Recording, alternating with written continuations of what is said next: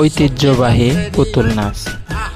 তো লন্ডনে আমার প্রিয় স্যার মনিরুল ইসলাম মুকুল সেখানকার বাসিন্দা হয়েছে। তো বিভিন্ন কনসার্টে অনুষ্ঠানে সে পুতুল নাচ করে জনপ্রিয় হয়েছে। মনিরুল ইসলাম মুকুল স্যারের মাধ্যমে এই পুতুল নাচগুলো দেখে মনে হচ্ছে সেই আগেকার যে পুতুল নাচের শো হতো সেটাই দেখতে পাচ্ছি। দেখুন আপনারা সবাই,